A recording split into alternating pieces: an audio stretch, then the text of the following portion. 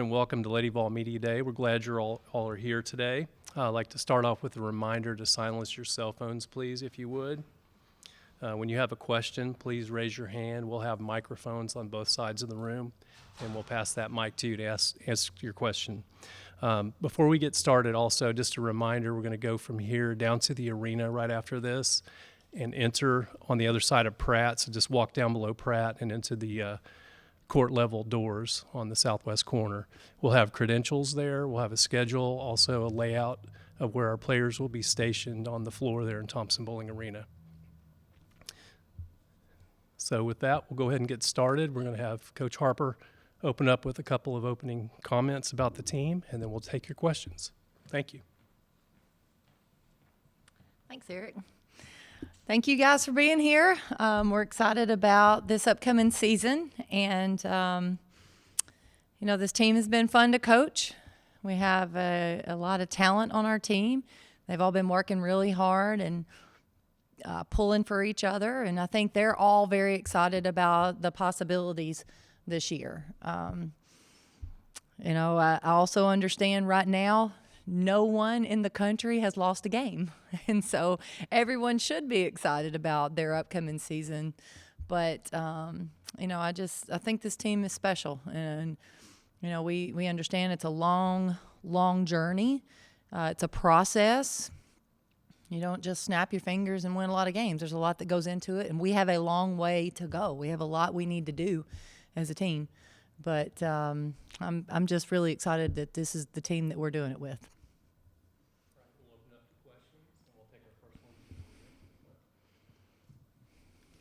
Coach, the last time we checked in with you, I don't know if this is on. I'll just yell.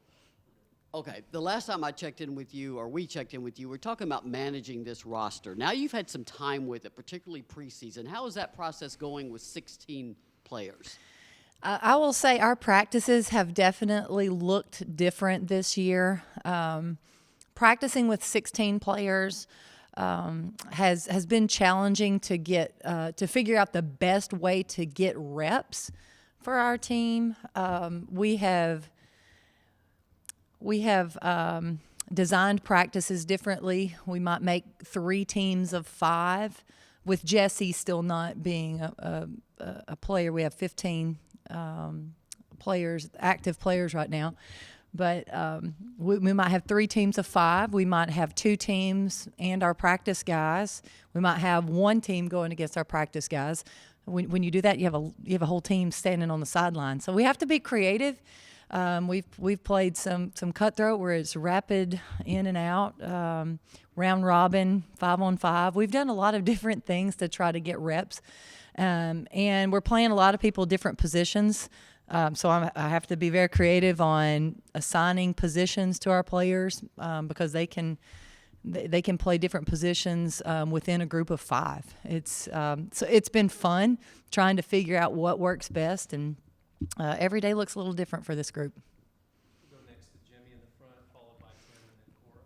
Kelly, a couple things. How competitive are these practices with the talent that you have? So our practices are very competitive. There are times that they're so competitive that I won't keep score. A lot of times as a coach, you're keeping score to try to create a competitive environment.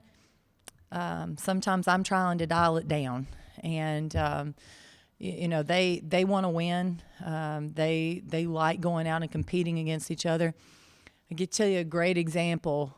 When Rakia Jackson and Jordan Horston get on the floor against each other and they're guarding each other, it's pretty impressive. And they'll go at each other and then give each other a high five. So it's been a lot of fun to watch. What's the thought process behind playing players a lot of different positions? Well, I think it gives us an opportunity to utilize our strengths. We can, a player like Jillian Hollingshed, for example, she can play a center. She can post up. She can take a center out on the perimeter and put the ball on the floor. She can play a 4, so she can post up. She can put the ball on the floor. She can shoot. We can play her at the wing. We can play her at a 3. So what that does, that allows me, if she needs to be on the court, I can have a lot of different combinations to make that work. So the more versatile we are, the more options I have in getting the right players on the court at the right time. Hey, Kelly, we know obviously expectations are high this year. 3 first-team players in the SEC is pretty amazing. But what's gonna be the strength of this team when it's all said and done? Right now, the strength of our team is our depth. I think if you ask any of our players, they'll tell you it's our depth.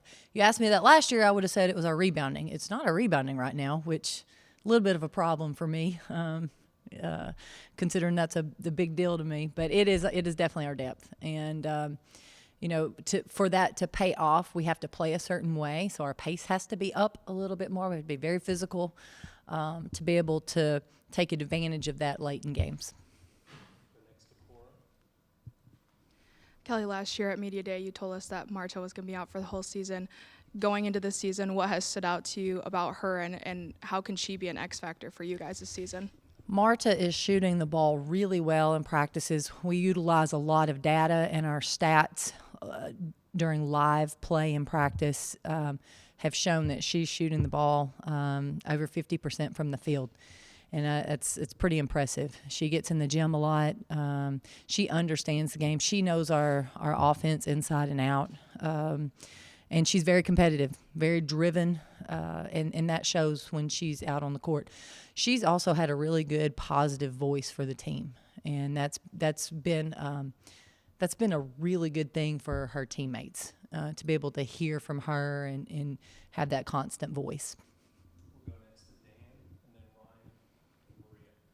Kelly, you kind of have touched on this a little bit, but what do you think is going to be the dominant style of play for this team? Is this going to be an open floor team? Will you press? Really fast tempo? I mean, you've played on those kind of teams. What do you envision here? Yeah, we want our tempo to be fast. Our open scrimmage that we had a couple weeks ago, I thought our pace was too slow. This weekend, we had a closed scrimmage, and our pace was much better offensively.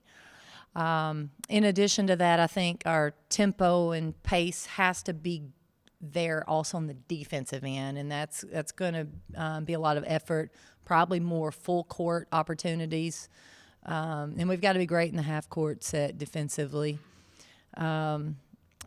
This team, we've got so many different styles of players out there. We can have combinations that'll have different strengths. We can put a pressing team on the court. We can put a really good half court defensive team on the court. But I think our overall system needs to be pace. It definitely needs the pace. Do you think you might take a while to figure this out? You might have to try some different things and then see what works. I think there are going to be some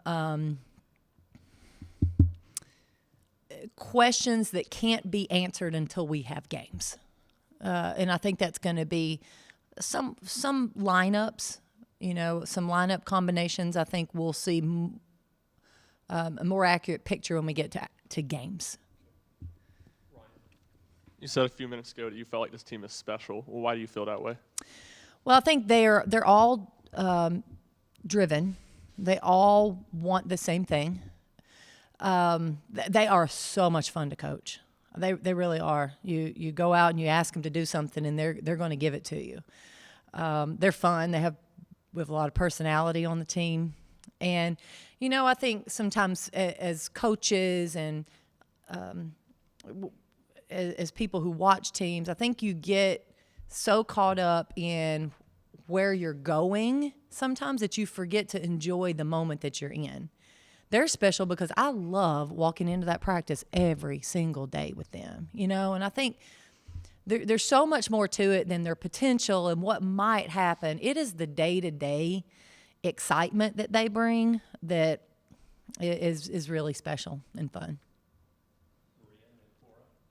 Coach, I know you can't talk about the Georgia Tech scrimmage. I wanted to ask you about Tasha Butts and some former Lady Vol battling breast cancer still, and the special T-shirts for her. And if you can talk about anything you learned about your team from that kind of scrimmage. Okay. Tasha Butts, LVFL, somebody that meant a lot to this program. It still means a lot to this program. She's an alum. And, you know, obviously someone that's battling cancer and has been so strong and such a fighter. But we don't always run in the same circles. With being in different leagues, we don't see her a lot during the season, and it's hard to sometimes connect. So it was a great opportunity for us when we were playing at Georgia Tech to go down there and show her some love and some support because she's family, and I wanted her to feel that from us, from her team here in Knoxville, and it was a little emotional. It was a little emotional, but I'm glad we were able to do that for her. So in our scrimmage, we weren't perfect, but there were some things that I really liked. We looked like a veteran team on the court with little things. And I liked the fact that we had improved from our previous scrimmage to that day. So I like that when we're challenging our players with certain things, they're stepping up and getting those things done. So I really like to see those improvements. Couple questions. Firstly, Sarah Puckett has looked very, very confident, you know, in the times that I've seen her at least. What are the biggest ways you feel like she's improved offensively and defensively, and how much bigger of a role do you expect her to have this year? So I think you hit it right. Sarah Puckett is different now because she's more confident. She walks on the court more confident. She's shooting the ball more. She's looking for her shot more. She's shooting it really well. She's another player that's very versatile. We're utilizing her in a lot of different positions. She's just in a really good place right now. She has crushed the weight room over the summer, and that's carried over to the court. She's playing strong. She's fit. She's more mobile. I'm really excited about her. And, yeah, she's going to play a big part. I think, you know, just her being able to play inside out. She's a really good passer. She's competitive, she plays hard, and she's very skilled. So all those things will help her help us. And then I've had a player claim they're the best recruiter on the team, and I don't want to say who that is yet. But for you, when it comes to either high schoolers or in the portal, who sticks out to you as one of your best recruiters on the team?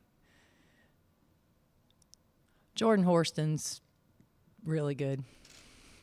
She's very genuine, and she is genuinely interested in young people and where they're going and what their aspirations are. And she has a story. She has a story to tell about her career and how she got here and why she's still here and where she's going to go from here. And I think those are important. Those are impactful. Is that who it was? Absolutely. Absolutely. Well, staying with Jordan, what makes her special? Jordan is a gifted athlete. She is she's powerful. She's aggressive. She sees the floor really well. She can make shots. She's coachable. She wants to win. She's a great teammate. She will be there for her teammates. So. All those things in a like I said, 6'2" package. It's not bad. Same question about Tamari. Tamari, obviously, you know, you walk in, you see how her length and her size can affect an entire offense. We've gone into games, and offenses have changed their attack based on her alone, and I think that is where she's been dominant, but also she's skilled. I mean, she can score, she can rebound. We're moving her around a little bit more, and trying to help find ways to get her some more touches. You know, if you're going to shoot near 70% from the field, we just want you to shoot a few more times. And then what can Lady Vol fans expect from Rakia Jackson? Rakia Jackson is dynamic. She can go score a bucket about any moment. She's fast. She's athletic. She plays hard. She is very competitive. She is a great rebounder, great defender, and she plays downhill. I mean, she is in attack mode on every possession, and she's fun. She's fun to watch.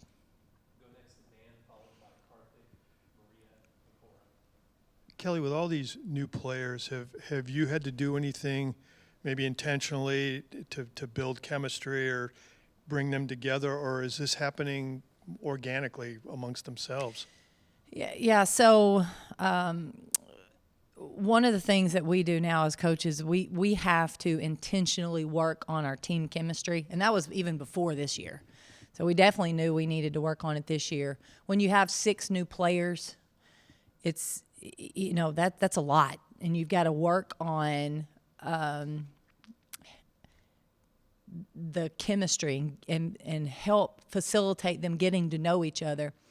Especially players, with the transfers, these are older players. Some of these players they're veterans, and they're well established in their college career. So it's not like they're rookies with eyes wide open. They know what they're doing, and it's just been an interesting dynamic to watch. But there's definitely some organic chemistry, not like officially with books or things, but they have worked on it on their own. But there are things that we've done to try to help facilitate those things. We will continue to do that. I don't think you can ever check that box. I think that is something that you have to work on just as hard as anything else. So we devote time to it. Every couple of weeks we're going to be doing something.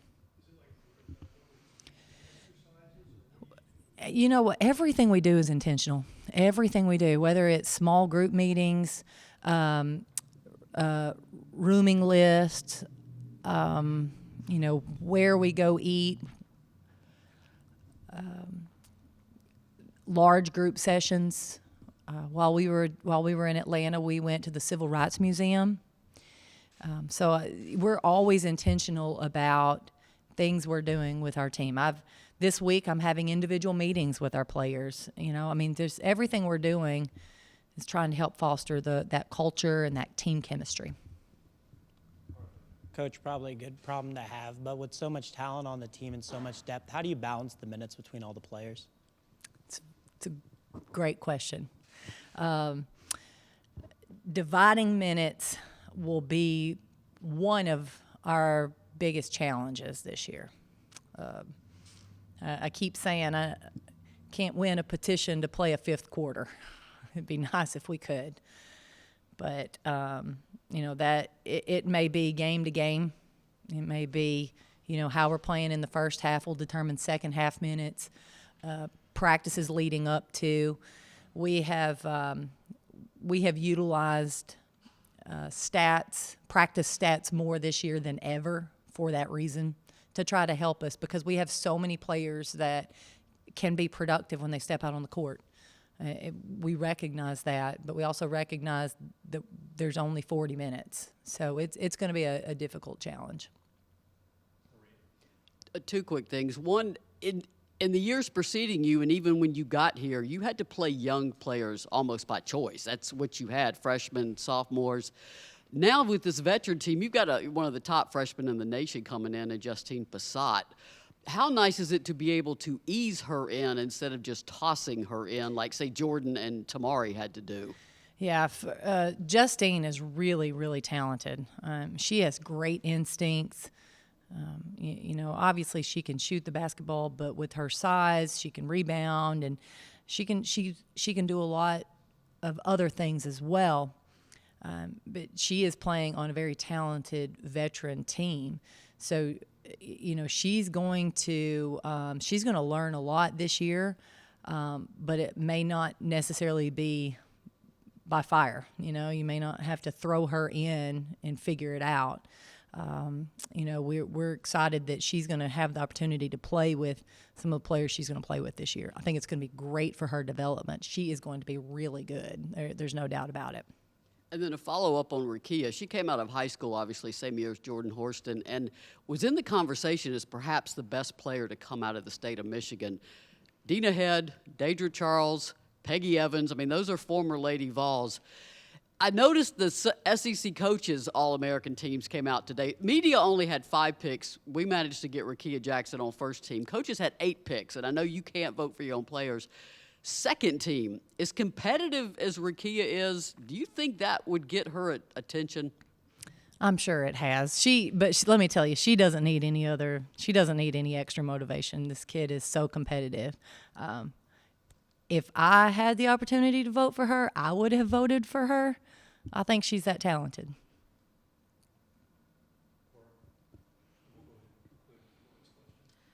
Jasmine Franklin is a player who's been around you and your family for a lot of years now, and now she's back. I know you said she's really special to you, but could you share, I guess, how special she is to not only yourself, but to John and your kids as well? Yeah, she's really close to our family, and we were able to watch her from afar the last few years, and it's really cool to get her here and to be able to coach her one more time. She's very competitive. She is experienced, confident, talented.